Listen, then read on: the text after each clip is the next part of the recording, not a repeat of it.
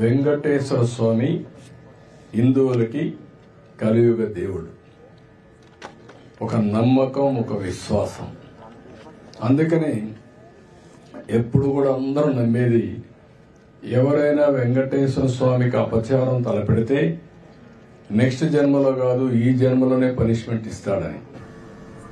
అలాంటి వెంకటేశ్వర స్వామి వితరణ చేయడం కోసం కడాన ప్రసాదాల్లో కూడా మీరు నేను ఏదైతే చెప్పానో అలాంటి ముడి సరుకులు ఏవైతే వాడారో ఇవన్నీ నాసిరకం కాకుండా అపవిత్రమైన ముడి సరుకులను వాడారు.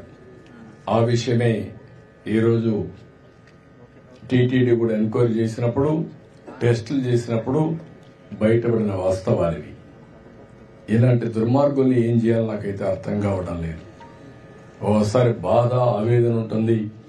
కక్కుర్తికి కూడా హద్దులుంటాయి. కక్కుర్తి కూడా హద్దులు లేకుండా ప్రవర్తించి అంటే మేము ఏమైనా చేస్తాం అనే అహంభావంతో ముందుకు పోయారు. అందువల్లనే ఇలాంటి సమస్యలన్నీ వచ్చాయి. ఇక్కడే కాకుండా మీరు చూశారు, తిరుమల పైన ఎంత మొత్తం శానిటేషన్ దెబ్బతీశారు, ప్రసాదాలు దెబ్బతీశారు, అన్నా క్యాంటీన్ దెబ్బతీశారు, తిరుమల సెట్ వేసి చాలా విన్యాసాలు చేశారు.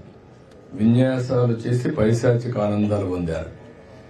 అందుకే నేను చెప్పింది ఏంటంటే, ఈ రోజే కాదు చాలా రోజులు భక్తులందరూ